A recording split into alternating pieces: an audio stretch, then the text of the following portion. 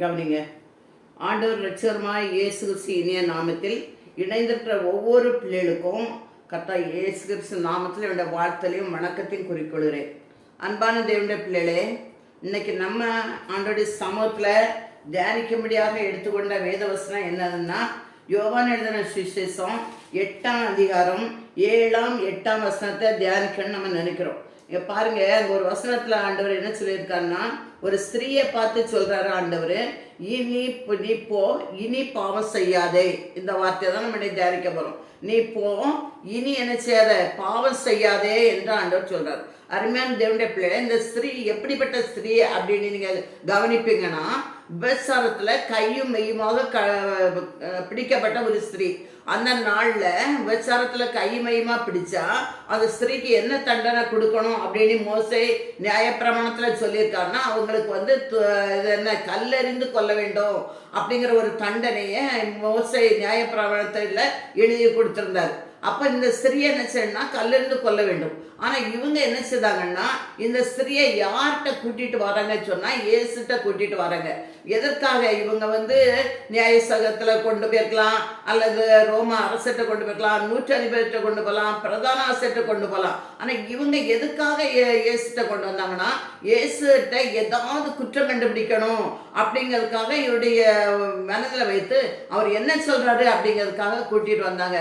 அருமையான தேவனுடைய பிள்ளைகளே, அவர் கல்லெறிந்து கொன்னுருங்க அப்படின்னு சொன்னா இவருக்கு இரக்கம் இல்லை, அன்புள்ளன்னு இவர் மேல ஒரு குற்றத்தை சாட்டிடலாம்.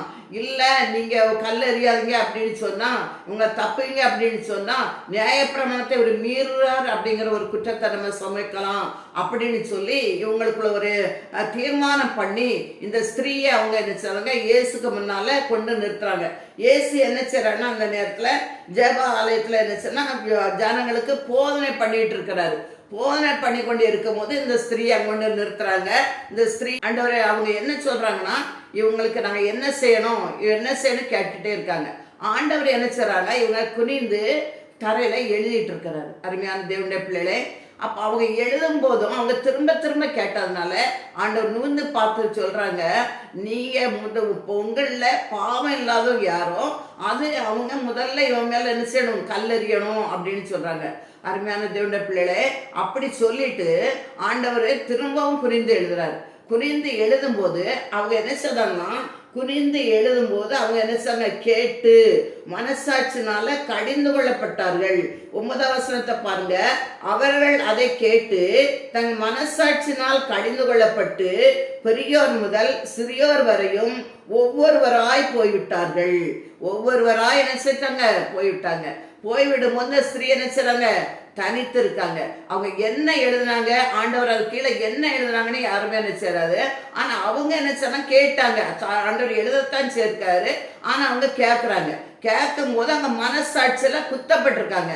அப்ப மனசாட்சிங்க ஒன்று இருக்கு. அந்த மனசாட்சியில அவங்க செய்த பாவத்தை ஆண்டவர் அந்த மனசாட்சியில உணர்த்தும்படியாக அவங்களுக்கு எழுதியிருக்கிறாரு. அவர் எழுதும் போது ஒவ்வொருடைய மனசாட்சியும் நம்ம என்ன பாவம் செய்தோம் அப்படிங்கிறத அங்க உணர்த்திருக்கு. அதனால அவங்க உணர்த்தப்பட்டு எல்லாரும் என்ன செஞ்சாங்களாம், அந்த இடத்த விட்டு போயிட்டாங்க. இந்த ஸ்திரீ மட்டும் என்ன செய்றாங்க, தனித்து நிற்கிறாங்க. அருமையான தேவனுடைய பிள்ளைகளே, அப்ப ஆண்டவர் பார்த்து சொல்றாங்க, கேட்கறாங்க ஸ்திரீட்ட, உன்னை குற்றச்சாட்டினவங்க யாருமே இல்லையா, எல்லாரும் போயிட்டாங்களா அப்படின்னு சொல்ல. அதுக்கு அவள் சொல்ல, இல்ல ஆண்டவரே என்று சொல்லணுன்னே இயேசு என்ன சொல்றாருன்னா, 11ஆம் வசனத்துல, நீ போ, இனி பாவம் செய்யாதே அப்படின்னு சொல்றாரு. ஆண்டவர் என்ன சொல்றாரு அவட்ட, நீ போ, இனி என்ன செய்யாது, பாவம் செய்யாத அப்படிங்கிறாரு. அருமையான தேவனுடைய பிள்ளைகளே, இன்னைக்கு பாவத்தை மன்னிக்கிற ஒரு தேவன் உண்டன்னா இயேசு கிறிஸ்து மட்டும்தான். பாவம் மிகவும் கொடுமையான ஒரு பாவத்தை செய்தா அவங்களுக்கு முதல்ல 3 விதமான தண்டனை. இந்த உலகத்துல பாவம் செய்தவங்களுக்கு 3 விதமான தண்டனை.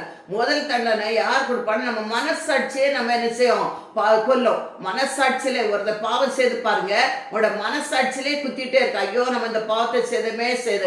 உலக பிரகாரமான மனுஷர்கள் பாவத்துக்கு என்ன தண்டனை கொடுக்குறாங்கன்னா, அரசாங்கம் சில பாவங்களுக்கு என்ன செய்யறதுன்னா சிறை தண்டனை கொடுக்கும். சில பாவங்களுக்கு தூக்கு தண்டனை கொடுக்கும். ஆனா ஆண்டவர் ஒரு தண்டனை கொடுப்பார். அப்படி என்னன்னா அக்னியும் கந்தகம் ஏறிய ஒரு கடல்ல தள்ளப்படுவாங்க. இப்படி 3 விதமான தண்டனைகளை நம்ம என்ன பாவம் செய்தா அவங்க என்ன அனுபவிக்கணும். அருமையான தேவனுடைய பிள்ளைகளே, இன்னைக்கு இந்த பாவத்துல இருந்து யார் நம்மை விடுதலை பண்ணுவார் அப்படிங்கிறத நம்ம தெரிஞ்சுக்கிடணும். பாவத்தின் சம்பளம் மரணம், பாவம் செய்யற ஆத்மா சாகுன்னு நம்ம படிக்கிறோம். அப்ப இந்த பாவத்துல இருந்து நம்மளை யார் விடுதலை பண்ணுவார்? அப்ப பரிசுத்த பவுல் சொல்லும்போது இந்த பாவ சரீரத்துல இருந்து இந்த யார் விடுதலை பண்ணுவார் அப்படின்னு கேட்கிறாரு. அருமையான தேவனுடைய பிள்ளைகளே, இன்னைக்கு ஏசாயா சொல்லும் போது நான் அசுத்த உதடு உள்ள மனுஷன், அசுத்த உதடு உள்ள மனுஷன் மத்தியில வாசம் பண்றேங்கிறாரு.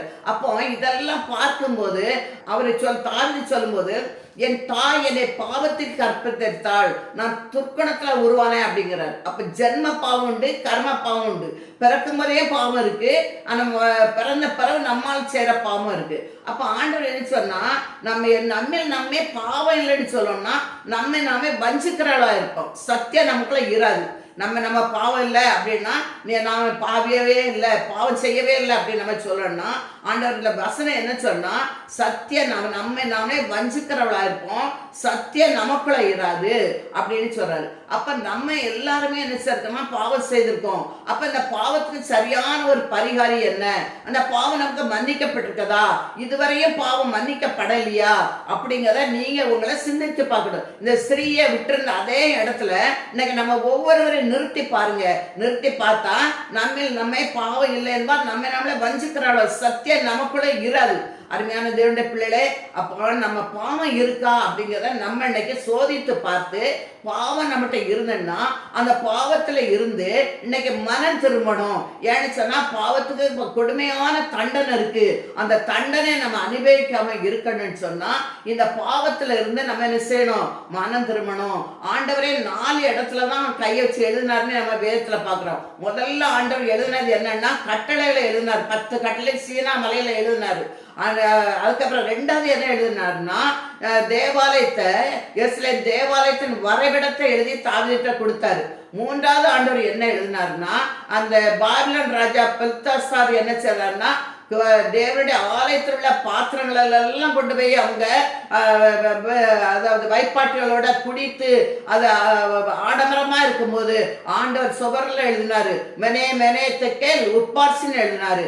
4வது ஆண்டவர் எழுதின எழுத்து இந்த சகோதரிய இனி பாவம் செய்யாதே, நீ போ இனி பாவம் செய்யாதே.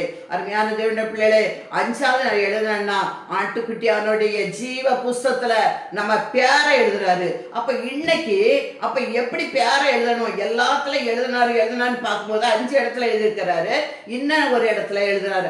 அந்த இடத்துல நம்மளோட பேர் எழுதப்படணும். அப்ப அந்த இடத்துல நம்ம பேரு எழுதப்படணும்னா கர்த்தரோட பேர் ஒவ்வொருடைய பேரையும் ஜீவஸ்துல எழுதணும்னா நீங்க என்ன செய்யணும் அப்படிங்கிறத நம்ம இன்னைக்கு பார்க்கிறோம். இன்னைக்கு பாவம் ஒரு கொடுமையான பாவம். இந்த பாவத்துல இருந்து யார் நம்மை விடுதலை பண்ணுவார் அப்படின்னா நம்ம பார்க்கிறோம். ஆண்டவர் சொல்லும் போது குமாரன் விடுதலையாக்கினால் மெய்யாகவே விடுதலையாவீர்கள், சத்தியத்தை அறிவீர்கள், சத்தியம் உங்களை விடுதலையாக்கும். அருமையான தேவனுடைய பிள்ளைகளே, அப்ப எது உங்களை விடுதலையாக்கும்? முதல்ல குமாரன் உங்களை விடுதலையாக்கினால் மெய்யாகவே விடுதலையாவீர்கள். 2வது என்ன சொல்லிருக்குன்னா சத்தியத்தை அறிவீர்கள், சத்தியம் உங்களை என்ன செய்யும்? விடுதலையாக்கும். சத்தியம் என்ன? இந்த வேத வசனங்கள் ஒவ்வொன்றும் சத்தியம்தான். இந்த சத்தியத்தை அறிந்து இந்த சத்தியத்தின்படி நடப்பீங்கன்னா உங்களை ஆண்டவர் நினைச்சு விடுதலை பண்ணுவாரு. அது மட்டுமல்ல, நீங்க ஆண்டோடைய ரத்தத்தினால ஆண்டவரை விசுவாசித்து அவருடைய ரத்தத்தினால கழுவப்படும் போது உங்க பாவங்கள் மன்னிக்கப்படுது. அருமையான தேவனுடைய பிள்ளைகளே, இன்னைக்கு யாரெல்லாம் உங்களுக்கு பாவ மன்னிப்பு நிச்சயத்தை பெறலையோ அவங்க எல்லாரும் என்ன செய்யுங்க, இன்னைக்கு உங்களை நீங்க என்ன இந்த சகோதரியை கொண்டு நிறுத்துற இடத்துல உங்களை நிறுத்தி நீங்க என்ன செய்யுங்க, கொஞ்சம் சிந்தித்து பாருங்க. அப்பொழுது நம்மகிட்ட என்ன செய்யணும்? குறைகள் இருக்கும், குற்றங்கள் இருக்கும், எல்லாவற்றையும் நம்ம என்ன செய்யணும்? தேவ சமூகத்துல நம்ம அறிக்கையிட்டு இன்னைக்கு நம்ம என்ன செய்யணும்? ஆண்டவர் சமூகத்துல பாவம் மன்னிக்கப்பட்டவர்களாய் காணப்படணும். பாவத்தோடு இருந்தா பாவத்தோடு ஒரு தடவை என்ன செய்ய முடியாது? பரலோகத்துக்கு போக முடியாது. பழைய ஏற்பாடு காலத்துலன்னா பாவத்திலிருந்து விடுதலை பண்ணா ரொம்ப கஷ்டம். அவங்க என்ன செய்யணும்? ஒரு பாவம் செஞ்சாங்கன்னா என்ன செய்யணும்னா ஒரு ஆட்டுக்குட்டியை தேவ சமூகத்துல என்ன கொண்டு வரணும்? பலிபீடத்தின் கொம்புகளை வந்து அந்த ஆட்டுக்குட்டியை கட்டணும். கட்டிட்டு பாவம் செய்தவங்க என்ன செய்வாங்கன்னா, அவங்க 2 கையை அந்த ஆட்டுக்குட்டிக்கு மேல வைத்து அந்த ஆட்டுக்குட்டிகிட்ட அவங்க அந்த மேல அவங்க செய்த விபச்சாரம், களவு, பொய், தேவனுக்கு பிரியமில்லாத எல்லா பாவத்தையும் அந்த ஆட்டுக்குட்டி மேல அவங்க என்ன செய்வாங்க, 2 கை வச்சு சொல்லிட்டே இருப்பாங்க. அப்ப அதுக்கப்புறம் ஆசாரி என்ன செய்யணும்னா, பலிபீடத்துல அந்த ஆட்டை கடத்தி அந்த ஆட்டை வெட்டி அந்த ரத்தத்தை அவங்க மேல தெளித்து பலிபீடம் தெளித்து அதுக்கு பிறகு சொல்லுவாங்க, எவனுடைய பாவம் மன்னிக்கப்பட்டதோ, எவனுடைய மீறுதல் பாவம் மூடப்பட்டதோ, எவனுடைய மீறுதல் மன்னிக்கப்பட்டதோ அவன் பாக்கியவான் அப்படின்னு சொல்லுவாங்க. அப்போ அந்த ஆட்டுக்குட்டியை அவங்க ரத்தத்தினால இவன் பாவம் மன்னிக்கப்பட்டது அப்படின்னு சொல்லி பாவம் மன்னிப்புக்காக பழைய ஏற்பாடு காலத்துல இந்த மாதிரி ஒரு பிரமாணத்தை வச்சிருந்தாங்க. அருமையான தேவனுடைய பிள்ளைகளே, இந்த பிரமாணத்தின்படி பண்ணணும்னா நம்ம ஒரு தடவையும் பாவம் செய்யும் போதெல்லாம் ஒரு ஆட்டுக்குட்டியை நமக்காக அடிக்கப்பட வேண்டும்.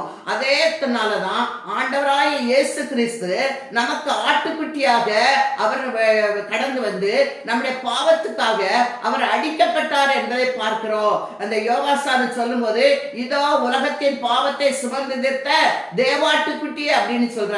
அப்போ உலகத்தின் பாவத்தை சுமந்திருத்த ஒரே தேவ ஆட்டுக்குட்டியை யாருன்னா கர்த்தர் இயேசு கிறிஸ்து மட்டும்தான். அப்போ அதனாலதான் நம்ம வசனத்தை சொல்லியிருக்கிறது, குமாரன் விடுதலையாக்கினால் மெய்யாகவே விடுதலை ஆவீர்கள் அப்படின்னு சொல்லப்பட்டிருக்கு.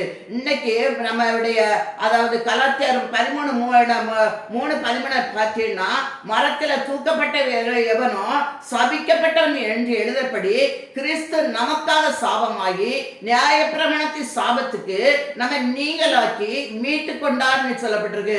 அருமையான தேவனுடைய பிள்ளைகளே, நம்முடைய பாவங்கள் எல்லாம் இயேசு நினைச்சாரு, அவர் மேல ஏற்றுக்கொண்டாரு. நம்முடைய பாவம் ஏசாயா 53 அதிகாரத்தை நீங்க பார்த்தீங்கன்னா, ஏசாயா 53 நீங்க பார்த்தீங்கன்னா நம்முடைய பாவங்களை எல்லாம் அவர் நினைச்சார், அவர் மேல நினைச்சதாராம் ஏற்றுக்கொண்டார் அப்படின்னு பார்க்கிறோம். நம்ம எல்லாரும் என்ன செய்வோம், வழி தப்பி திரிந்து அவன் தன் வழியிலே போனோம். கர்த்தரோ நம்ம எல்லாருடைய அக்கிரமத்தையும் அவர் மேல் விழ பண்ணினார். நம்முடைய எல்லாருடைய அக்கிரமத்தையும் பாவத்தையும் இந்த ஆட்டுக்குட்டி மேல எப்படி கொண்டு அந்த பாவம் செய்தவங்க பாவத்தை வைத்தாங்களோ அதே மாதிரி கர்த்தர் நம்முடைய பாவங்களை எல்லாம் இயேசு கிறிஸ்து மேல நினைச்சார், நம்முடைய அக்கிரமங்களை எல்லாம் என்ன செய்தாரு, அவர் மேல சுமத்தி விட்டாரு. அருமையான தேவனுடைய பிள்ளைகளே, அதனாலதான் 103 சங்கீதத்தை நீங்க பாப்பீங்கன்னா, 103 சங்கீதம் எல்லாத்துக்கும் தெரிஞ்சதான். அதுல என்ன சொல்லப்பட்டிருக்குன்னா, அவர் என்னுடைய 303 சங்கீதத்தை எடுத்து பாருங்க, அவருடைய அக்கிரமங்கள் எல்லாம் நீக்கி உன் பாவங்களை எல்லாம் என்ன செய்தாரு, மன்னித்தாரு அப்படின்னு சொல்லி 103 சங்கீதத்துல நம்ம பார்க்கிறோம். அவர் உன் அக்கிரமங்களை எல்லாம் மன்னித்து உன் நோய்களை எல்லாம் குணமாக்கி உன் பிராணனை அழிவுக்கு விலக்கி மீட்டு உன்னை கிருபையினாலும் இரக்கங்களினாலும் முடிசூட்டினார். அப்போ உன்னுடைய அக்கிரமங்களை எல்லாம் நினைச்சார், அவர் சிலுவையில சுமந்துட்டாரு. அதனால அவருடைய அக்கிரமங்களை எல்லாம் நினைச்சாரு, மன்னிக்கிறாரு. உன் நோய்களை எல்லாம் நினைச்சாரு, குணமாக்குறாரு. உன்னை பிராணனை நினைச்சாரு, அழிவுக்கு விலக்கி மீட்டு உன்னை நினைச்சாரு, கிருபையினாலும் இரக்கங்களினாலும் முடிசூட்டுறாரு என்று பார்க்கிறோம். அருமையான தேவனுடைய பிள்ளைகளே, அப்ப இந்த பாவத்தினால ஒரு பெரிய தண்டனையே நமக்கு இருக்குது. இந்த தண்டனையில இருந்து நம்ம தப்பிக்கணும்னா ஒரே ஒரு வழிதான், அதான் நினைச்சது இயேசு கிறிஸ்து. ஏன் இயேசு கிறிஸ்து நம்முடைய பாவங்களை எல்லாம் நினைச்சதாராம் சிலுவையிலே சுமந்து தீர்த்து விட்டார். அருமையான தேவனுடைய பிள்ளைகளே, பாவம் ரொம்ப கொடுமையானது. அதுல இந்த விபச்சாரமும் கொலை பாவமும் ரொம்ப கொடுமையானது. இது என்ன செய்யணும்னா நம்ம சர்வத்தையும் என்ன செய்யுது, முற்றிலும் கரைப்படுத்தி போடுகிறது. இந்த விபச்சார பாவமும் வேசித்தர பாவமும் அதாவது குறை சேர பாவமும் ரொம்ப கொடுமையானது. அது நம்ம சர்வத்தை என்ன செய்யுது, முழுவதுமா அழித்து போடுது. அந்த அழிவுல இருந்து மீட்கணும்னா இந்த மாதிரி பாவங்கள்ல இருந்து நம்ம என்ன செய்ய விடுதலை பெறணும். இந்த பாவத்துல இருந்து நம்ம எப்படி விடுதலை பெறணும் அப்படிங்கிறத நம்ம என்ன செய்யணும், இந்த வேதத்தின் மூலம் நம்ம கற்றுக்கொள்ள போறோம். இன்னைக்கு 50 என்ன செய்யணும் பாருங்க. பாவம் முதல்ல என்ன செய்யணும்னா, ஏசாயாவில் 59 அதிகாரம் 2 வசனத்தை நீங்க பாப்பீங்கன்னா, உங்கள் அக்கிரமங்களே உங்களுக்கும் உங்கள் தேவனுக்கு நடுவாய் பிரிவினை உண்டாக்குறது. இந்த அக்கிரமங்கள் நம்ம செய்த பாவங்கள் என்ன செய்யறது அப்படின்னா, தேவனுக்கும் நமக்கும் இடையில என்ன செய்யலாம், பிரிவினையை உண்டாக்குறது. உங்கள் பாவங்களே அவர் உங்களுக்கு செவிவிடாதபடி அவருடைய முகத்தை உங்களுக்கு மறைக்கிறது. அருமையான தேவனுடைய பிள்ளைகளே, அப்ப நம்ம பாவங்கள் ஆண்டவருடைய ஐக்கியத்தை விட்டு நம்மளை பிரிச்சிருது, ஆண்டவரை விட்டு பிரிச்சிருது, ஆண்டவரை விட்டு நம்மளை தூரமா போக வச்சிருது, இல்லாம ஆயிருது, ஆண்டோடைய உறவு இல்லாம ஆயிருது, நம்முடைய பரிசுத்தத்தை கெடுக்கிறது. அதைத்தான் இங்க தெளிவா சொல்லிட்டு, உங்களோட அக்கிரமங்களே உங்கள் தேவனுக்கு நடுவாக பிரிவினை உண்டாக்குறது. ஆண்டவருக்கு நமக்கு இடையில ஒரு பிரிவினையை இந்த பாவம் என்ன செய்து உண்டு பண்ணிடுது. அருமையான தேவனுடைய பிள்ளைகளே, அதனாலதான் ஆண்டவர் சொன்னாரு யோசுவா 3:5 பார்க்கும்போது, இன்னைக்கு உங்களை நீங்க பரிசுத்தப்படுத்திக் கொள்ளுங்க, நாளைக்கு நான் உங்களுக்கு அற்புதம் செய்வேன் அப்படின்னு சொல்றாரு. தன் பாவங்கள் இருக்கும்போது ஆண்டவரால் அற்புதம் செய்ய என்ன செய்ய முடியாது, செய்ய முடியாது. அதனால ஆண்டவர் என்ன சொல்ற, பரிசுத்தப்படுத்திக் கொள்ளுங்க. அப்ப ஆண்டவர்கிட்ட அற்புதம் பெறணும்னா நம்மளை நீங்க பரிசுத்தப்படுத்தணும். அருமையான தேவனுடைய பிள்ளைகளே, எத்தனையோ தடவை நம்ம பரிசுத்த கேட்கிறோம், ஜெபிக்கிறோம், ஆலயத்து போறோம், ஆனாலும் சில பாவங்களை திறந்து நம்ம விடுதலை பெறாம தொடர்ந்து அந்த பாவங்களை செய்துட்டு இருப்போம். ஆனால் இன்னைக்கு இதை கேட்கிற அருமையான தேவனுடைய பிள்ளைகளே, பாவம் ஒரு கொடிதானது, பாவத்துக்கு நிறைய தண்டனை இருக்கு. அதனால நீங்க இன்னைக்கு என்ன செய்யணும், அப்படிப்பட்ட பாவங்கள், பவுல் கூட சொல்றாரு, சொல்றாரு, நிர்பந்தமான மனுஷன் யார் இந்த பாவத்திலிருந்து என்னை விடுதலை பண்ணுவார் அப்படின்னு கேட்கிறாரு. அருமையான தேவனுடைய பிள்ளைகளே, நாமளும் கூட நிர்பந்தம், அந்த பாவத்திலிருந்து நம்மளை யார் விடுதலை பண்ணுவார், யார் நம்மளை இந்த பாவத்தில் விடுவிப்பார் என்று நமக்கு என்ன வேதத்துல ஆண்டவர் திட்ட தெளிவா இருக்கு. குமாரன் விடுதலையாக்கினால் மெய்யாகவே விடுதலை ஆவீர்கள். அந்த குமாரனாகி இயேசு கிறிஸ்து இடத்துல வந்துட்டேனா அந்த ஸ்திரியை கொண்டு நிறுத்துறாங்க. அவர் சொன்னாரு, நீ இனி பாவம் செய்யாதே, நீ இனி பாவம் செய்யாத. இன்னைக்கு அநேக ஜனங்கள் என்ன நினைக்கிறீங்கன்னா, பாவத்தை ஒருக்க மன்னிச்சிட்டான்னா திரும்பவும் ஆண்டவர்கிட்ட என்ன பாவம் சேர்த்து மன்னிப்பு கேட்கலாம். அந்த தப்பான எண்ணத்தை நீங்க இன்னைக்கு விட்டுருங்க. அருமையான தேவனுடைய பிள்ளைகளே, ஒரு தடவை மன்னிக்கப்பட்டோம், பரமான்ப ருசி பார்த்தோம், பின்வாங்கி போவாயானால் அவனை மீண்டும் ரெச்சுக்குள்ள கொண்டு வருவது கூடாத காரியம் அப்படின்னு சொல்லி வேதத்துல எழுதிருக்கு. பன்றி தன் சேத்துல உள்ள ஒரு பன்றியை கழுவி கொண்டு வச்சா அது மீன் சேத்துல விழுதும். நாய் நினைச்சது கக்கரை திரும்ப திரும்ப திங்கும். இதுக்கு தான் அவங்கள ஒப்பிட்டு இருக்கு. அருமையான தேவனுடைய பிள்ளைகளே, அதே மாதிரி நீங்க அறிக்கைட்ட பாவத்தை திரும்ப செய்வீங்கன்னா நாய் தன் கக்குனதை திரும்ப தின்னு மாதிரி அந்த நாயின் போலதான் நம்மள ஆண்டவர் என்ன செய்வாரு, நடத்துவாரு. அதனால பாவம் செய்துட்டு திரும்ப திரும்ப நான் பாவம் செய்வேன், அதே பாவத்தை செய்வேன் அப்படிங்கிற எண்ணத்தை விட்டுட்டு இன்னைக்கு பாவத்துல இருந்து என்ன செய்யணும், மனம் திரும்பி நீங்க ரட்சிக்கப்படுவீர்கள். ஆனால் ஆண்டவர் உங்களை என்ன செய்யுது, மேலான ஒரு பாக்கியத்துல மேலான ஒரு இடத்தை உங்களுக்கு தந்து உங்களை ஆசீர்வதிப்பாரு. அருமையான தேவனுடைய பிள்ளைகளே, இன்னைக்கு என்ன செய்யணும், நம்ம பாவத்துக்குள்ள இருக்கிற நீங்க பாவத்துல விட முடியாத பாவம் இருந்தா தேவ சமத்துல நீங்க என்ன செய்யணும், பாவத்தை விட்டு என்ன செய்யணும், மனம் திரும்ப வேண்டும். என்ன பாருங்க, ஒரு ஹாலிவுட் நடிகை இருந்தார் அந்த அமெரிக்காவில். அவர் என்ன செய்தாருன்னு சொன்னா, ரொம்ப என்ன செய்வார்னா படத்துல எல்லாம் ரொம்ப அசிங்கமாலாம் என்ன செய்வாரு, நடிப்பாரு. அருமையான தேவனுடைய பிள்ளைகளை அவர் நடிச்சு அவர் நடிப்பை பார்க்க ஏராளமான பேர் வந்துட்டு இருந்தாங்க. ஒரு நாள் இவர் நடிக்கிறதுக்காக கண்ணாடிக்கு முன்ன மேக்கப் போட்டு இருந்தாரு. மேக்கப் போடும்போது அவருக்கு என்ன செய்யணும்னா பயங்கரமான நெஞ்சு வலி வந்தது. நெஞ்சு வலி வந்து அவர் மரணத்துக்கு அவருக்கு ஒரு அடி தூரமாக இருந்த மாதிரி பயங்கரமான நெஞ்சு வலி வந்தது. அருமையான தேவனுடைய பிள்ளைகளே, அப்பொழுது ஒவ்வொரு பிசாசுகளா வந்து ஒவ்வொரு தனித்தனி உருவங்களா அசிங்கமான உருவங்களா வந்து அவரை பார்த்து கேலிப்படி சிரிச்சு, உன் வாழ்க்கை முடிந்தது, நீ எங்களுக்கு சொந்தம், நீ எங்களை தான் இவ்வளவு நாள் மகிமைப்படுத்தினா, நான் உங்களை இழுத்துட்டு போறேன் அப்படின்னு வந்து நின்னது. அருமையான தேவனுடைய பிள்ளைகளே, இவருக்கு ஒரு என்ன செய்யன்னு தெரியல. இதெல்லாம் பார்க்க ரொம்ப அசிங்கமா இருக்குது. அவர் மேலோக்கி பார்க்கிறாரு, கீழே பார்க்க இதுகளை எல்லாம் இருந்து பரியாசம் பண்ணி சிரிக்கிறத அவரை பார்க்க முடியாம அவர் மேலோக்கி பார்க்கிறாரு. மேல பார்த்த உடனே அங்க ஒரு காட்சியை காணுகிறாரு. பிதாவாகிய தேவனிடம் கர்த்தராகிய இயேசு கிறிஸ்து அவருடைய காயங்களை கட்டி, ஆண்டவரே நான் இவளுக்காக பிதாவே நான் என்ன செய்தேன், இவனுக்காக நான் காயப்பட்டேன், என் கரத்துல இருக்க காயத்தை பாருங்க, இவனுடைய பாவத்துக்காக தான் நான் ரத்தம் சிந்தனேன் அப்படின்னு சொல்லி அந்த மனுஷனுக்காக அவர் பரிந்து பேசிட்டு இருக்கிறத பார்த்தாரு. அருமையான தேவனுடைய பிள்ளைகளே, அவர் நினைக்கிறாரு, ஐயோ நம்ம இவ்வளவு பெரிய பாவிக்கா இவர் எதுக்கு நமக்காக பரிந்து பேசுறாரு அப்படின்னு அவருக்கு பாவ உணர்வு உண்டாகி, இயேசுவே என் பாவத்தை மன்னிங்க, இயேசுவே என் பாவத்தை மன்னிங்க சத்தம் மட்டும் கத்த ஆரம்பிச்சாரு. கத்த உடனே ஆண்டவர் என்ன சார், அவருடைய ரத்தம் அவர் மேல ஒவ்வொரு சொட்டா விழுந்துட்டு இருந்தது. அந்த ரத்தம் அவரை மேல விழுந்து விழுந்து அவரை கழுவ கழுவ அவரை சுற்றின எல்லா பிசாசுகளும் ஓடிவிட்டது. அவர் பாவத்திலிருந்து விடுதலை பெற்றாரு. கர்த்தருக்காக எளிமை பிரகாசித்தாரு. அதே மாதிரிதான் நீங்களும் இந்த பாவம் கொடுமையான பாவம் பாவத்தில் இந்த பிசாசுகள் எல்லாம் என்ன செய்யும், நம்ம பாவத்துக்குள்ள நம்மளை இழுத்துட்டு போவதுக்கே அதோட வேலையா இருக்கும். அருமையான தேவனுடைய பிள்ளைகளே, இன்னைக்கு விட முடியாத பாவனை எது தேவ சமத்துல எதுவுமே இல்லை. எதுவா இருந்தாலும் ஆண்டவர்கிட்ட சமத்துல நம்ம அறிக்கையிட்டு அதை நம்ம வெற்றி பெற வேண்டும். பாவத்தை அறிக்கையிடும் போது பாவத்தை மன்னித்து எல்லா பாவத்தையும் நீக்கி நம்மளை சுத்திகரிப்பதற்கு அவர் உண்மையும் நீதி உள்ள தேவனாய் இருக்கிறார். அதனால உங்க பாவங்களை மன்னிக்கிடுங்க, பாவத்தை சுத்திகரித்து அட உண்மையும் நீதி உள்ள உங்கள் ஒவ்வொருவரையும் என்ன செய்வாரு, மாற்றுவாரு. நீங்க பாவத்தோடு இருப்பீங்கன்னா ஆண்டவர் ஒரு அற்புதத்தை உங்களுக்கு செய்ய முடியாது. தேவனுடைய பிள்ளைகளே, இன்னைக்கு பாவத்தை அதான் சொல்லியிருக்கு.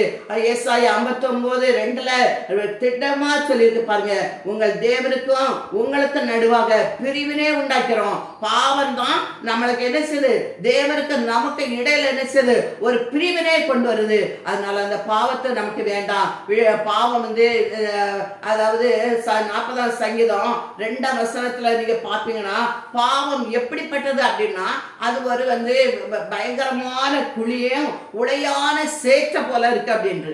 பாவம் என்ன பயங்கரமான குழி, அது உளையான சேற்றுகளை 2 பாருங்க. பயங்கரமான குழியிலும் உளையான சேற்றிலும் இருந்து என்னை தூக்கி எடுத்து என் கால்களை கண்மலை மேல் நிறுத்தினேர் அப்படின்னு போட்டிருக்கு. அப்போ உளையான சேற்றுல கடந்து ஒருலை இருந்தான்னா அவனை என்ன செய்வான், அவனை தூக்க போனா அடுத்தவனே அந்த சேற்றுகளை இழுக்கதான் செய்வான். அவனுக்கு வெளியில வர முடியாது. அவனை அந்த தூக்க போறான உள்ள இழுத்து அந்த பாவம் அவனையும் பாவத்துல விடும். நீங்க யாரு கூட பாவம் செய்யற பிள்ளைகளோட நீங்க தொடர்பு வச்சிருந்தனா, அதாவது ஆம்பளை பிள்ளைகளை நம்ம எடுத்துக்கிட்டோம்னா சிலர் குடிக்கிறாங்க, வெறிக்கிறாங்க, பாவ பழக்கத்துக்கு அடிமையா இருக்காங்க. அதனால இவங்களை என்ன செய்யறா, அவங்களோட நீங்க தொடர்பு வச்சிருந்தா அவங்களுடைய பாவம் உங்களையும் கொஞ்சமாக என்ன செய்யறோம், அந்த பாவத்துக்களை இழுத்து கொண்டு போயிடும். அருமையான தேவனுடைய பிள்ளைகளே, நான் 2 காரியம் சொல்லி தந்துட்டேன். பாவம் கொடூரமானது. பாவம் கர்த்தருக்கு நமக்குள்ள ஐக்கியத்தை பிரிக்கிறது. பாவம் என்ன செய்யுது, நம்மள பரிசுத்தத்தை கெடுக்குது. ஆண்டவரோடு உறவாட முடியாதபடி நம்மளை ஆண்டவருக்கு நமக்கு ஒரு பிரிவினை உண்டாக்குறதுன்னு சொல்லி தந்தேன். அருமையான தேவனுடைய பிள்ளைகளே, கர்த்தர்களுக்கு பிரிவினை இல்லாம இருக்கண்டா, கர்த்தரோட உறவு இருக்கண்டா, கர்த்தரோட ஐக்கியம் இருக்கண்டா. இன்னைக்கு உங்க வாழ்க்கையில எந்த பாவம் இருந்தாலும் அந்த பாவத்தை நீங்க அறிக்கையிடுங்க. அறிக்கையிடும் போது எல்லா பாவத்தையும் நீக்கி நம்மை சுத்திகரிப்பதற்கு அது உண்மையும் நீதி உள்ள தேவனாய் இருக்கிறார். 2வது நீங்க பாத்தீங்கன்னா இந்த பாவம் என்ன செய்யணும், நம்ம அடிமையாக்கி விடும். அருமையான தேவனுடைய பிள்ளைகளே, இன்னை பாவம் செய்றவன் பாவத்துக்கு அடிமையா இருக்கிறான் வேதம் நமக்கு எச்சரிக்கிறது. எந்த பாவத்தை செய்தாலும் அந்த பாவத்துக்கு நம்ம அடிமையா இருக்கோம் அப்படின்னு சொல்லுது. அருமையான தேவனுடைய பிள்ளைகளே, இன்னைக்கு நீங்க என்ன செய்யணும், ஒரு பாவத்தை நீங்க செய்துட்டா அதுல அந்த வெளியில வர முடியாது. அநேக குடிகாரர்கள், சிகரெட்டு குடிக்கிறவங்க, கள்ளுசாரை குடிக்கிறவங்க, கஞ்சா உபயோகப்படுத்துறவங்க எல்லாருமே என்ன சொல்றாங்கன்னா, நான் இதுல இருந்து வெளியில வரணும்னு நினைக்கிறேன், ஆனா என்னால என்ன செய்ய முடியல, வெளியில வர முடியலன்னு சொல்றாங்க. அருமையான தேவனுடைய பிள்ளைகளே, நீங்க அதுல பழகி விட்டீங்களா, அதுக்கு அப்புறம் நம்ம என்ன செய்வோம், அதுக்கு அடிமையாகி விடுவோம். அதனால பாவம் செய்யறது எவனோ எதை உங்களை மேற்கொள்றதோ அதுக்கு நீங்க அடிமை. பாவம் உங்களை மேற்கொண்டுட்டா பாவத்தை நீங்க அடிமை. பரிசுத்த நீங்க மேற்கொண்டுனா பரிசுத்தத்துக்கு உங்களுக்கு அடிமை. அந்த 2 காரியத்தை தான் ஆண்டவர் வச்சிருக்காரு. ஒண்ணு பாவத்துக்குள்ள இருக்கணும், அல்லது பரிசுத்தத்துக்குள்ள இருக்கணும். நீங்க எதை இன்னைக்கு தேர்ந்தெடுக்கிறீங்க? பாவத்தை தேர்ந்தெடுக்கிறீங்களா, பரிசுத்தத்தை தேர்ந்தெடுக்கிறீங்களா, அல்லது நரகத்திரிய தேர்ந்தெடுக்கிறீங்களா, அல்லது பரலோகத்தை தேர்ந்தெடுக்கிறா? 2 ஆண்டவர் உங்க கையில தான் கொடுத்திருக்காரு. அருமையான தேவனுடைய பிள்ளைகளே, ஆண்டவருடைய வருகை அதிக சமீபமா இருக்கிறதுனால இன்று கூட உங்களை உயிர்த்து ஆராய்ந்து கத்தோடத்துல மனம் திரும்புங்கள். யாரெல்லாம் என்ன மனம் திரும்பலையோ, யாரெல்லாம் என்ன பாவத்துல இருக்கீங்களோ அவங்க மனம் திரும்ப முடியாது. கர்த்தர் உங்களோடு இன்னைக்கு என்ன செய்றாரு, இடைப்பட்டு கொண்டு இருக்கிறாரு. அருமையான தேவனுடைய பிள்ளைகளே, அதுக்கு பிறகு என்ன செய்யணும், 3வது காரியத்தை சொல்றேன் கேளுங்க. பாவம் வியாதியை உண்டாக்கும். அநேக பாவங்கள், வியாதிகள், பிரச்சனைகள், போராட்டங்கள் இதுக்கெல்லாம் காரணம் பாவம் தான். நம்ம என்ன செய்யணும், 4 பேர் சேர்ந்து ஒரு திமிர்வாதக்காரனை இயேசு இருந்த இடத்துல ரொம்ப கூட்டமா இருந்த ஒரு வீட்டுல இயேசு இருந்து ஆண்ட போதகம் பண்ணிட்டு இருக்கும் போது நிறைய பேர் இயேசு அற்புதத்துக்காக கடந்து வந்தாங்க. அருமையான தேவனுடைய பிள்ளைகளே, இயேசு இருந்த வீட்டுக்கு துன்மிர்த்தார் 4 பேர் ஒரு துன்மிர்த்தாத காரணம் சுமந்துட்டு வந்தாங்க. சுமந்துட்டு வந்து அவனுக்கு என்ன செய்ய மேல் கூரையே திறந்து அவரை கீழே இறக்குறாங்க. இறக்கும் போது ஆண்டவர் என்ன முதல் சொன்ன வார்த்தை என்ன தெரியுமா? இனி பாவம் செய்யாத. அருமையான தேவனுடைய பிள்ளைகளே, இனி பாவம் செய்யாதன்னா என்ன அர்த்தம்? இந்த வியாதி வரக்கு காரணம் பாவம் தான். அதனால அநேக வியாதிகள் வந்து பாவத்தினால வருது. அதனால பாவம் செய்தா வியாதி வரும். 38 வருஷம் பதஸ்தா குளத்துல படுத்திருந்த ஒரு மனுஷரை ஆண்டவரே தேடி போய் சுகம் கொடுத்துட்டு அவர் தேவாலயத்தை பார்த்து சொல்றாரு, இனி அதிக கேடு ஒன்று உனக்கு வராம இருப்பதற்காக இனி பாவம் செய்யாத. அதிக கேடு இன்னும் கேடு வந்தா என்ன செய்யணும்? உனக்கு பாவத்தினாலதான் இது வந்திருக்கு. அநேக வியாதிகள், பிரச்சனைகள், போராட்டங்கள் எல்லாம் வருது என்னதான் பாவத்தினால் வருது. அருமையான தேவனுடைய பிள்ளைகளே, இதுல நம்ம என்ன செய்யணும்? வியாதி வந்து பாவத்துல நம்ம விழும்போது அது என்ன செய்யணும்? யாக்கோபு எழுதின நிருபத்தை நீங்க பாத்தீங்கன்னா, யாக்கோபு எழுதின பொதுவான நிருபம் 5ஆம் அதிகாரத்துல நீங்க பாருங்க, 15ஆவது வசனத்துல பாருங்க. அவன் வந்து உங்களில் 14 உங்களில் ஒருவன் வியாதிப்பட்டால் அவன் சபையின் மூப்பர்களை வரவழைப்பானாக. அவர்கள் கர்த்தருடைய நாமத்தினாலே அவனுக்கு எண்ணெய் பூசி அவனுக்காக ஜெபம் பண்ண கடவர்கள். அப்பொழுது விசுவாசமுள்ள ஜெபம் பிணியாளியை ரட்சிக்கும். கர்த்தர் அவனை எழுப்புவார். அவன் பாவம் செய்தவனானால் அது அவனுக்கு மன்னிக்கப்படும். அருமையான தேவனுடைய பிள்ளைகளே, இங்க என்ன சொல்லி இருக்குன்னா, உங்களில் ஒருவன் வியாதிப்பட்டால் யார கூடணும்? சபையின் மூப்பரை கூடணும் போட்டுக்கு. இன்னைக்கு பாத்தீங்கன்னா ஒரு சபையிலையும் மூப்பர்களுக்கு என்ன செய்யணும்? அவங்களை எல்லாம் அவமதிச்சிருவாங்க. நீங்களாம் வயசாயிடுச்சு ஒதுங்கிருங்க, அவங்கள எந்த ஒரு இதுவும் இல்லாம அவங்கள என்ன செய்ய ஒதுக்கி வைப்பாங்க. ஆனா ஆண்டவர் என்ன சொல்லியிருக்கா? வியாதிப்பட்டா அவங்க யாரதான் கூட்ட சொல்லியிருக்காருங்க? மூப்பர்களை கூப்பிடணும். மூப்பர்கள் என்ன செய்வாங்க? அவங்களுக்கு என்ன செய்வாங்க? எண்ணெய் பூசி, இயேசு நாமத்துல எண்ணெய் பூசி ஜெபிக்கும் போது அவங்க என்ன செய்வாங்க? குணமாவாங்க. அவன் பாவம் செய்தவனா இருந்தா அவன் பாவமும் அவனுக்கு மன்னிக்கப்படுன்னு சொல்லியிருக்கு. வியாதினால, பாவத்தினால வர வியாதிக்கு அது என்ன விடுதலை உண்டு அப்படின்னு சொன்னா, சபையின் மூப்பரை அழைய வைக்கணும். கர்த்தர் நாமத்துல அவனுக்கு எண்ணெய் பூசி அவனுக்காக ஜெபம் பண்ண கடவர்கள். மூப்பர்கள் என்ன செய்யணுமா? கர்த்தருடைய நாமத்துல எண்ணெய் பூசி அவருக்காக என்ன செய்ய வேண்டும்? ஜெபம் பண்ண வேண்டும். அவன் பாவம் செய்திருந்தா அவன் ரட்சிக்கப்படுவான். பிணைய நீங்க ரட்சிக்கப்படுறது மட்டுமல்ல, பாவம் செய்தா அந்த பாவம் அவனுக்கு என்ன செய்யும்? மன்னிக்கப்படுவான் அப்படின்னு சொல்லி நம்ம வேதத்துல பார்க்கிறோம். அருமையான தேவனுடைய பிள்ளைகளே, அப்பவும் பாவம் என்ன செய்யுது? நம்ம பாவம் அதுக்கு நம்மளை அடிமையாக்கி வச்சிருது. பாவம் கொடூரமானது. கர்த்தரை நம்மளை விட்டு பிரிக்கிறது, பரிசுத்தத்தை விட்டு நமக்கு தூரமா கொண்டு போயிருது. ரெண்டாவது எடுத்துக்கிட்டேன்னா நம்மளை அடிமையாக்குது. அந்த பாவத்துக்கு நம்ம என்ன செய்யறோம்? அடிமையாகிப்போம். மூணாவது எடுத்து என்ன செய்யணும்? பாவம் என்ன செய்யுது? வியாதியை கொண்டு வருது. அருமையான தேவனுடைய பிள்ளைகளே, நாலாவது ஒரு காரியத்தை நான் உங்களுக்கு சொல்லணும்னா, பாவத்தின் சம்பளம் என்ன செய்யணும்? மரணம். அது மரணத்தை பிறப்பிக்கும். கொஞ்ச நாள் நீங்க பாவத்தை செய்து செய்து பார்த்தீங்கன்னா கடைசியில் என்ன செய்ய? அந்த பாவத்தினால அது மரணம் தான் வரும். நான் பாருங்க, கொஞ்ச நாள் குடிச்சிட்டு இருந்திருப்பாங்க. அந்த கள்ளக்குறிச்சியில நீங்க உதாரணத்துக்கு எடுத்துடுங்க. அவங்க என்ன செய்ய? சாரையை குடித்து பழகுன அன்னைக்கு மட்டுமே குடிச்சிருக்க மாட்டாங்க. அவங்க எவ்வளவோ நாள் இந்த சாராயத்தை குடிச்சு இருந்திருப்பாங்க. அப்ப திடீர்னு அவங்க போய் அவங்க குடிச்சது கள்ளச்சாராயமா மாறி அந்த பாவத்தினால எத்தனை உயிர் மரணம் ஆச்சு பார்த்தீங்களா? அதே மாதிரிதான் பாவம் என்ன செய்ய? மரணத்தை பிறப்பிக்கும். பாவத்தின் சம்பளம் மரணம். பாவம் செய்யற ஆத்மா சாகும். அருமையான தேவனுடைய பிள்ளைகளே, இன்னைக்கு இந்த பாவம் இவ்வளவு கொடூரமான பாவமா இருக்கிறதுனால இந்த பாவத்திலிருந்து என்ன செய்யணும்? நம்ம விடுதலை பெறணும். மரணத்தை கொண்டு வந்துடும். அந்த பாவத்தின் சம்பளமே என்னச்சுன்னா மரணம் தான். பாவம் செய்யற ஆத்மா என்ன செய்யும்? சாகும். அதான ஒரு நாளத்தை சொல்லு, பாவத்தை செய்து இருப்பீங்கன்னா அநேக நெஞ்சரிக்க வர காரணம் என்ன? அருமையான தேவனுடைய பிள்ளை, முன்னாலெல்லாம் காட்டட்டக் அதிகமா வரதே கிடையாது. இப்பொழுது அநேக காட்டட்டக் வரல. என்ன காரணம்? அவங்க பாவம் செய்யறாங்க. பாவம் செய்யும் போது அவங்களுடைய மனசாட்சி அவங்கள குத்துது. பாவம் செய்தா நம்ம என்ன முதல்ல நம்ம மனசாட்சி குத்தோம். எல்லாரும் நம்ம மறைச்சிடலாம். உலகத்தார் கண்களை மறைச்சிடலாம். ஆனா 3 பேர் கண்ணை மறைக்க முடியாது. அருமையான தேவனுடைய பிள்ளைகளே, உங்க மனசாட்சியை நீங்க மறைக்க முடியாது. ரெண்டாவது சாத்தானை நீங்க மறைக்க முடியாது. மூணாவது தேவனை நீங்க மறைக்க முடியாது. இந்த 3 பேருக்கும் முன்னால உங்க பாவத்தை நீங்க என்ன செய்யணும்? மறைக்கவே முடியாது. அதனால அருமையான தேவனுடைய பிள்ளைகளே, அநேக வியாதிகளுக்கு காரணமான இந்த பாவத்தை நான் விட்டு வெளியே வருவேன்னா, இன்னைக்கு அந்த சகோதரியை சொன்ன தேவா இனி பாவம் செய்யாத அப்படின்னு சொல்லி அப்படியே பாவத்தெல்லாம் மன்னித்தது போல நம்ம பாவத்தையும் அநியாயத்தை மாற்றி நம்மை சுத்திகரிப்பாரு. 3வது 4வது பாவத்தை என்ன சம்பளம் மரணம். அப்போ பாவம் செய்தனா திடீர்னு இருந்தாங்க, இறந்துட்டாங்க, திடீர்னு ஒரு மரணம் வந்துட்டு அப்படி சொல்ல காரணம் எல்லாம் என்ன செய்யலாம்? அதிகமான பாவம் தான். அருமையான தேவனுடைய பிள்ளைகளே, இன்னைக்கு இதை கேட்டுட்டு இருக்க பிள்ளைகள் யாரா இருந்தாலும் சரி, நீங்க எந்த நிலைமையில இருந்தாலும் சரி, உங்களை நீங்க உயிர்த்து பாருங்க. உங்க மனசாட்சியே உங்களை என்ன செய்யும்? உங்க பாவத்தை உணர்த்தும். ஒரு பயங்கரமான ஒரு கொலைகார மனுஷன் இருந்தாரு. அவர் கொலை செய்துட்டு அவர் ஜெயில போய் இருந்தாராம். ஜெயில போய் இருக்கும்போது அந்த அவருடைய வக்கீல் ரொம்ப புத்திசாலித்தனமா அவர்கிட்ட பேசி பேசி அவர் கொலையே செய்யலங்க மாதிரி அவரை கொண்டு வந்தாரு. அருமையான தேவனுடைய பிள்ளைகளே, அவர் தீர்ப்பு வழங்கக்கூடிய ஜட்ஜி நாள் வந்தது. அவரே சொன்னாரு, அவர் ஓலமிட்டு சொன்னாரு, ஐயா, நான் செய்த கொலை நான் தான் செய்தேன், என் மனசாட்சி என்னை குத்து கொல்லுறது, என்னை நீங்க தூக்க தண்டனை தாங்கனே. அவரே அலறிட்டாராம். அருமையான தேவனுடைய பிள்ளைகளே, எவ்வளவு பெருசு பாருங்க. அப்ப மனசாட்சி என்ன செய்து நம்ம அதை குத்துது. அந்த மனசாட்சிக்கே நம்ம மறைக்க முடியாது, தேவனுக்கு மறைக்க முடியாது, சாத்தானுக்கு மறைக்க முடியாது.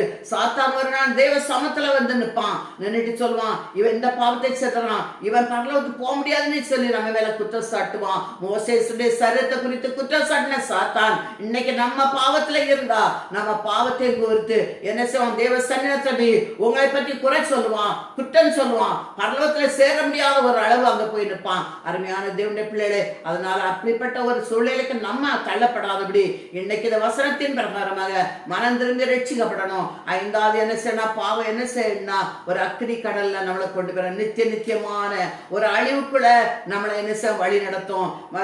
வெளிப்படுத்தல எழுதுற சுவிசேஷத்துல நீங்க பாருங்க, 21 அதிகாரம் 8 வசனத்தை பார்ப்பீங்கன்னா, பயப்படுறவர்களும் அவிவிசுவாசிகளும் அருவருப்பானவர்களும் கொலை பாதகரும் விபச்சாரக்காரரும் சூனியக்காரரும் விக்கிர ஆராதனைக்காரரும் பொய்யர் அனைவரும் 2ஆம் மரணமாகிய அக்கினியும் கந்தமும் எரிகிற கடலிலே பங்கடைவார்கள். அருமையான தேவனுடைய பிள்ளைகளே, பெரிய பாவம் சின்ன பாவம் அப்படிலாம் கிடையாது. ஆண்டவர் சாமத்துல நான் சின்ன வைராக்கியம் பாவம் தான், கோபம் கூட ஒரு பாவம் தான். கோபம்லாம் பாவம் இல்லைன்னு நினைக்காதுங்க. கோபத்தை பற்றி சொல்லும்போது வேதத்துல என்ன சொல்லுதுமா? கோபம் நிர்மூடனை கொல்லும் அப்படின்னு இருக்கு. அந்த பாவம் தான் நிர்மூடனை கோபப்பட்டா கூட அது கொல்லுறோம் அப்படின்னு இருக்கு. நிர்மூடனை கொல்லுமா? மூடனுடைய இருதயத்துல கோபம் குடிகொள்ளுன்னு இருக்கு. அருமையான தேவனுடைய பிள்ளைகளே, அப்ப மூடனுடைய இருதயத்துல கோபம் குடிகொள்ளும், அந்த கோபம் நிர்மூடனை கொல்லும். அதனால சின்ன பாவம் பெரிய பாவம் பார்க்காதீங்க, எல்லா பாவம் தான். இங்க எத்தனை பாவத்துல கொடுக்குறோம்னா, பயப்படுறவர்கள், பயப்பட்டாங்க அது ஒரு பாவம் தான் சொல்லிட்டு, அவிவிசுவாசிகள், கர்த்தரை விசுவாசிக்காம, கர்த்தரை வார்த்தை விசுவாசிக்காம எதையோ ஆண்டவர் விசுவாசித்து கொண்டு அவிவிசுவாசிகள், கர்த்தர் மேல நம்பிக்கை இல்லாதவங்க, கர்த்தரை நேசிக்காதவங்க, கர்த்தரை விசுவாசிக்காதவங்க அவிவிசுவாசிகள். அருவருப்பானவர்கள், அருவருப்பான விக்கிரத்தை வணங்குறவங்க, அருவருப்பான காரியத்தை செய்யறவங்க, இதெல்லாம் என்ன அருவருப்பான சோரங்குமரை பாவத்தை என்ன செய்யறாங்க நிறைய பேர், அதை சட்டமாக்குறாங்க.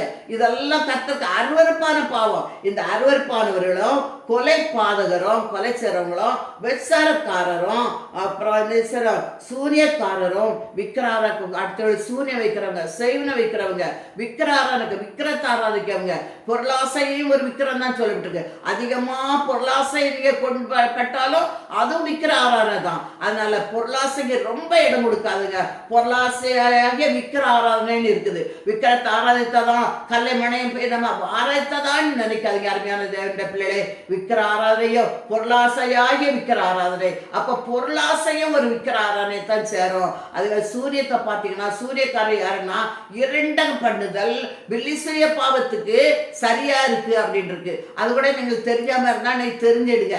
இரண்டம் பண்ணுதல் என்னச்சுன்னா, ஒரு காரியத்தை நம்ம செய்வோம்னு சொல்லியிருப்போம், அதை செய்ய மாட்டோம். இங்க ஒண்ணு பேசுவோம், அங்க ஒண்ணு பேசுவோம், இரண்டு நாக்கு வச்சு ரெண்டு விதத்துல பேசுவோம். அப்படி இரண்டகம் பண்ணுதல். யாருக்காவது நீங்க இரண்டகம் பண்ணியிருந்தீங்கன்னா அது நீங்க அவங்களுக்கு என்ன சூனியம் வச்சிருக்கேன்னு அர்த்தம். அப்ப அந்த சூனியக்காரர்களோ விக்கிரகாரனைக்காரர்களோ என்ன செய்யணும்னா 2ஆம் மரணமாகிய அக்கினி கந்தமும் எரிகிற கடல்ல தள்ளப்படுவார்கள். இப்படி 5 விதமான காரியங்களை பாவத்திலிருந்து நம்ம பார்க்கிறோம். இதை கேட்கிற அன்பான சகோதரியே, இன்னைக்கு நம்ம ஆண்டவர் கிருபையின் காலத்துல நம்ம இருக்கிறோம். இன்னைக்கு நம்ம பாவம் செய்வோமானால் இன்னும் ஆண்டவர் இறக்கமுள்ள ஆண்டவராக இருக்கிறாரு. அவர் நம்ம எப்பொழுது ஒரு இளைய குமாரன் எப்பொழுது என்கிட்ட வருவான் அப்படின்னு சொல்லி அந்த தகப்பனை எவ்வளவு எதிர்பார்த்து கொண்டே இருந்தாரு. அவன் என்ன செய்றான்? ஒரு நாள் அவன் பாவத்துல இருந்தான், பாவத்துக்குள்ளேயே மரித்தான், பாவத்துக்குள்ள பாவத்துக்குள்ளே அவன் என்ன செய்திருந்தான், பாவத்திலேயே ஊறி இருந்தான். ஆனா ஒரு நாள் அவனுக்கு புத்தி வந்தது.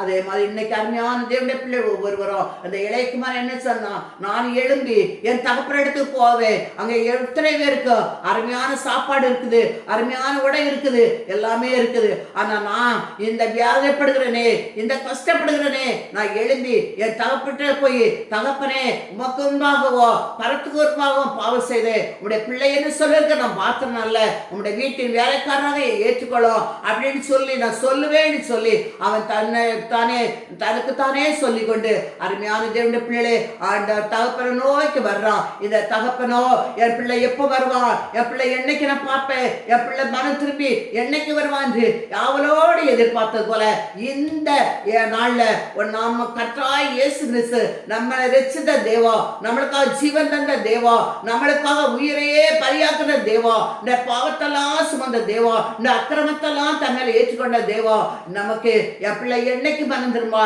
என்னைக்கு சமத்துல வருவா, என்னைக்கு என்கிட்ட வருவா ஓடி வருவாடி அவளோடு எதிர்பார்த்து இருக்கிற சமயத்துல இந்த இளையகுமாரன் ஓடி வந்தானே அவரை கட்டி பிடித்து முத்தம் செய்து அவருடைய கைக்கு மோதிரத்தை போட்டு அருமையான துணிகளை உடுத்தி அவருடைய தலைக்கு சரப்படிகளை போட்டு எவ்வளவு ஆடம்பரமாக்கி அவனை மகிழ வைத்தார். கொளுத்த கன்றுகளை அடித்தது போல இன்னைக்கு அருமையான தேவனுடைய பிள்ளைகளே இந்த இளையகுமாரன் தேடி வந்தது போல நீங்களும் இன்னைக்கு அப்பாவை தேடி வாங்க.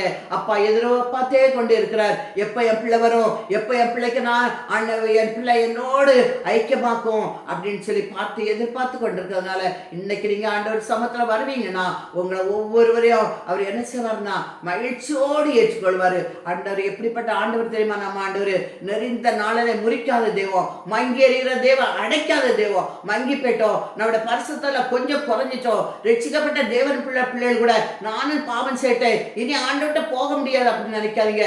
நம்ம தெய்வம் மங்கி எறிகிற திரிய அணைக்காம தூண்டி விடுகிற தெய்வம். நெறிந்த நாளில முறிக்காது, நெறிந்த மாதிரி நாடல் இருக்கும், விழுந்துற மாதிரி இருக்கும், இனி நமக்கு எழும்பவே முடியாதுங்கிற மாதிரி இருக்கும். ஆனா ஆண்டவர் எரிச்சவர் எழும்ப வைப்பாரு. தாவி விழுந்து போன தாவியின் கூடாரத்தை எழும்ப வச்ச தெய்வம் உங்க ஒவ்வொருவரையும் எந்த நிலைமையில இருந்தாலும் நீங்க உங்களை எழும்ப வைப்பாரு. நீங்க இளையகுமாரனை போல கர்த்தருடைய சமத்துல வாங்க, ஆண்டவர் நோக்கி பாருங்க, அவருடைய இரத்தத்தினால் கழுவப்படுங்க, பிரகாசம் அடைங்க. அத்தனை கடலுக்கு நீங்க பங்கடையாதபடி நித்தியமான ஒரு உங்களுக்காக ஒரு இடத்தை தாயத்தப்படுத்தி பாருக்காரு. அந்த இடத்துல நீங்க போய் அப்பாவோடு சந்தோஷமாய் வாழ முடியாத ஒரு இடத்தை, உங்களை மகிழ்ச்சியாக ஒரு இடத்தை வைத்திருக்கிறாரு. அந்த இடத்துல உங்களை சந்தோஷமா வைப்பதற்காக தான் ஆண்டவர் உங்களை கெஞ்சி அழைக்கிறாரு. நீங்க எந்த சூழ்நிலை இருந்தாலும் கர்த்தரை நோக்கி பாருங்க, உங்களை ஆசீர்வதிப்பாரு. இன்று முதல் ஆண்டவர் சொல்றாரு, உன் பாவம் என்ன செய்து மன்னிக்கப்பட்டது. நீங்க வருவீங்கன்னா எல்லா பாவத்தையும் அக்கிரமத்தை கர்த்தர் நினைத்து நம்மளை சுத்திகரிப்பதற்கு அவர் உண்மை நீதி உள்ள தேவனா இருக்கிறார். ஆண்டவர் பிள்ளைகளே, இதை கேட்கிற ஒவ்வொரு பிள்ளைகளும் நீங்க ஆண்டவருக்கு உங்களை அர்ப்பணிங்க, ஒப்பு கொடுங்க, பாவத்திலிருந்து விடுதலை பெறுங்க. செய்த பாவத்தை திரும்ப திரும்ப பாவம் செய்து மன்னிங்கப்பான்னு சொல்லாதபடி பாவத்திலிருந்து ஒரு விடுதலை பெற்று கர்த்தருக்காக செய்வீங்க. அவருடைய வருகைக்கா ஆயத்தமாங்க. அவருடைய வருகை அதிசயமா இருக்கு. உலகத்தில் நடக்கிற ஒவ்வொரு சம்பவங்களும் தேவனுடைய பிள்ளைகளை அவருடைய வருகை வெளிப்படுத்தி கொண்டே இருக்கிறது. நீங்க அதை கேட்கிற ஒவ்வொரு ஜனங்களும் வரைக்கு ஆயத்தப்படுங்க, ஆயத்தப்படுத்துங்க, காவலானாக இருங்க. உங்க ஒவ்வொரு கர்த்தர் அப்படித்தானே ஆசீர்வதித்து உயர்த்துவாராக. ஆமேன், ஆமேன். கர்த்தர் தாமே இந்த வார்த்தைகளை ஆசீர்வதிப்பாராக. ஆமேன்.